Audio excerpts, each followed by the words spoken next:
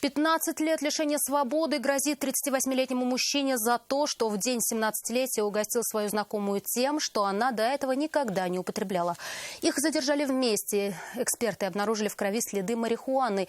И если мужчина попадался на этом не раз и был судим за хранение наркотиков, то за вовлечение несовершеннолетнего в употребление запрещенных веществ ему только предстоит ответить. Нафиса Минязова вникла в историю. Было в ее день рождения. 23 октября. День 17-летия своей дочери в октябре минувшего года мать девушки провела на работе. Женщину признали в этом деле потерпевшей. Уверяет, что не знала, как ее ребенок отмечал день рождения. Вечером после звонка из полиции узнала, что ее дочь задержали на улице в компании 38-летнего мужчины.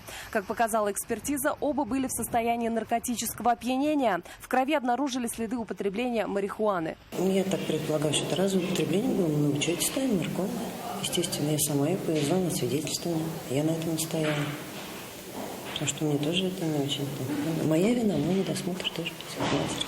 Девушку тогда отпустили, а мужчину заключили под стражу. Он находился под подпиской о невыезде. В отношении него тогда и расследовалось дело о хранении наркотиков. Приговор по нему вынесли в декабре. Он ранее неоднократно судим. Его действия усматривается особо опасный рецидив. Недавно он был судим тоже к 3 годам 6 месяцам лишения свободы за хранение наркотических средств. Также был судим по статье 111, части 4, то есть причинение тяжкого вреда здоровью человека, причинившего смерть по неосторожности. После задержания Айрату Самигуллину предъявили обвинение по статье «Склонение к потреблению наркотических средств несовершеннолетнего». Свою вину он не признает и утверждают, на него наговаривают. Не зеленый, чувственная, скорее всего. Она просто знала, что я жевать. Несколько раз предлагал. То есть совместно жить. Поэтому, может, из-за этого может быть такая. А вы знали, что ей 17 всего лишь лет? Она приехала день 17-летия ко мне, да. А вы вместе в этот день курили? Я не курил. С ней вообще ничего не употреблял. Его соседи, которые были приглашены на заседание в качестве свидетелей, примерным подсудимого не считают. После того, как он вышел, довольно-таки часто начали шприцы, то есть людей в неадекватном состоянии в подъезде встречать. У него довольно-таки разношерстная публика такая была.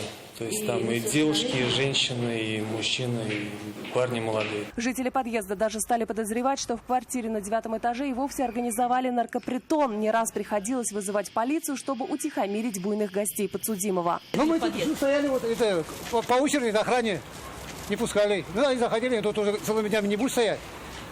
Туда 2 часа стоит, тут сейчас стоит, но потом на работу идти надо. После задержания Айрата Самигуллина его соседи вздохнули спокойно. Сейчас квартира, в которой проживал сосед с криминальным прошлым и настоящим, пустует, и шумные компании сюда уже не приходят. С тех пор, как его поместили в следственный изолятор, соседи наслаждаются непривычной для них тишиной. Заседание сегодня проходило в закрытом режиме. Одна из участниц процесса несовершеннолетняя. Если вину подсудимого докажут, ему по данной статье может грозить от 10 до 15 лет лишения свободы. Нафиса Минязова, Наиль Абдуллин, вызов 112.